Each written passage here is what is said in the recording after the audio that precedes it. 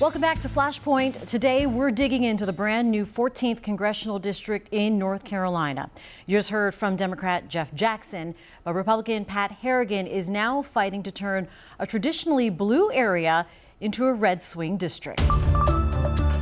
Pat Harrigan, first-time congressional candidate. You are going for a seat in Washington. Why Congress right off the bat instead of the state? Thanks for having me today, Jane. Absolutely. Look, it comes down to this. It's about opportunity for the next generation of Americans. My wife and I have two little girls, and we are very concerned about what kind of America they're going to get to grow up with and what kind of opportunity they're going to have in their lives. We're at a point in this nation's history where we may very well hand less opportunity to the next generation of Americans, and that has never happened before in our history. My wife and I are in a position to do something about that, and that's why we're in this race. You say on your website it was after the fall of Afghanistan that you felt you could not stand idly by. What does that mean? Well, I wasn't ever involved in politics, and politics has never been a trajectory for me in my life. But I became very switched on when Afghanistan went downhill. I really could not reconcile how we had a chief executive in this country who could bookend his political career on one side with a disastrous withdrawal out of Vietnam, and then somehow 45 years later allow the exact same thing to happen when he's the commander-in-chief withdrawing out of Afghanistan. And look, I realize that we have failed leaders who are leading us down the road to failed outcomes. And I am not about to be part of the first generation of Americans that leaves less opportunity to the next generation of Americans. I'm not going to do it. I'm not going to stand for it. As we are about 2 weeks away from election night, what do people need to know about you as now people are really beginning to pay attention? Sure. So I'm a West Point grad. I'm a nuclear engineer. I was a former commander in the Special Forces, and I'm a business owner. My wife and I started a business in our small little double-wide trailer outside of Fayetteville, North Carolina, when I was still in the military. And over the last 6 years, we've been able to grow it to a fairly large concern. We've got 120,000 square foot of American domestic manufacturing that sits on about 80 acres up in Burke County, North Carolina. And I think there's a lot that I have to offer to this country. Recently, a Pew Research poll shows that economics, inflation, the #1 concern for registered voters, and that the GOP has an advantage in this area. Do you believe that, and what would you do? Absolutely. Look, every single American right now has already lost their December paycheck. They're going to work December, but they aren't going to get the benefit of it because of 8.2% annualized inflation. That is unacceptable in this country. And what Congress needs to do is it has to rein in its addiction to spending government money and spending money that we're simply printing. We have to balance a budget. That's the very first priority that I have to get this economy back on track and to lower inflation. We've seen several shootings as of late in North Carolina. Do you believe we need to find serious gun laws? We have a serious crime issue across this entire country, particularly in our cities across North Carolina, and that is not that has not excluded Charlotte. We obviously have a very serious crime problem here in Charlotte. We have got to punish violent criminals. That will help more than anything else. We have to enforce the laws that are on the books. I do not believe the answer to some of our most emotional and divisive problems is to restrict or take away the constitutionally protected rights of law-abiding Americans. Another important issue that people are talking about is abortion. And on the federal level, what is your stance? Well, personally, I'm pro-life with the 3 exceptions for rape, incest, and life of the mother. But I think the federal government needs to play a much smaller role in our everyday lives, and it needs to stay the heck out of our households.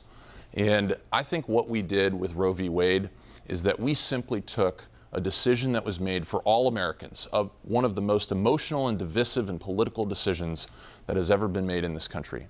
And we simply corrected errant law, not by taking away people's rights, but by actually putting the decision to decide what those rights ought to be back into the hands of the people, taking it away from an unelected judiciary. And now it's a problem for Raleigh. It is not a problem or topic for Washington to be concerned with. Let's talk about the exceptions. You say rape, incest, life of the mother. Life of the mother. Yes, ma'am.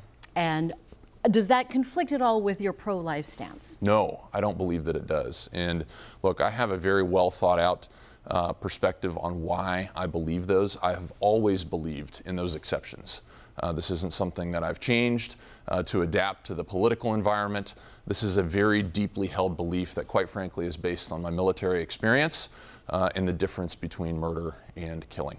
But leaving it back up to the state. That is correct.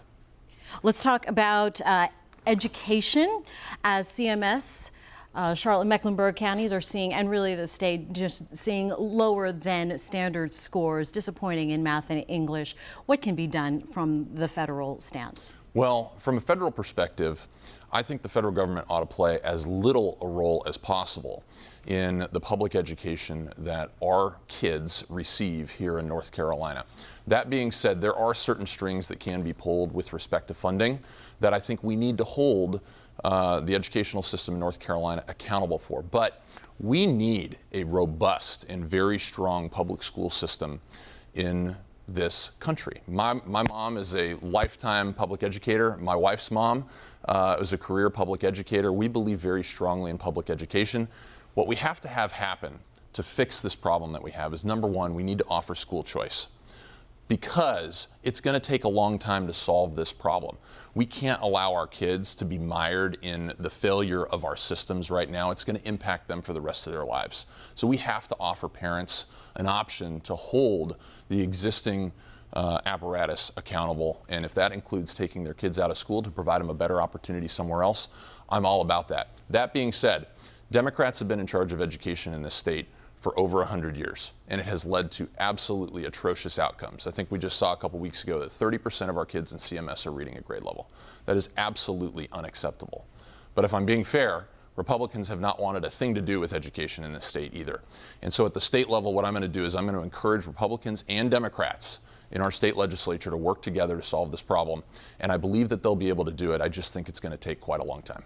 Let's go from one E, education, to another E, energy. Yes. Which also kind of plays into economics. Right. Being energy independent and North Carolina going green, the initiative, how does that coincide with being energy independent? I don't believe in energy independence. I believe in energy dominance. We should never for 1 second in this country ever rely on our foreign adversaries for our energy needs. It is actually a national security issue that we're no longer energy independent, let alone energy dominant. It's also directly leading to the inflationary pressure that we have seen, in that the average American is suffering from, and quite frankly, the middle class is being crushed by, with our inflation and our higher energy costs. Now, here in Charlotte, we're pretty smart. We derive 75% of our electricity from nuclear and hydroelectric. I'm a nuclear guy, right? I'm all about nuclear energy. It is the solution to all of our problems and has been for a long, long time. I like green energy. I think we should expand green energy, but I think we also need to understand that our energy needs have never, ever been replaced by different sources of energy. It's always additive. And so it's great that we're adding new sources of green energy, but quite frankly, we need to make sure that in our national policy and in our policy that we institute across our states, that we are not slamming the brakes on our existing economy, and we are not sacrificing national security on the altar of some Green New Deal that just doesn't mathematically pan out. Pat Harrigan, running for the 14th District seat in Congress. Thank you for joining us. Appreciate your time. Thanks for having me today, Jane. More in Flashpoint after the break.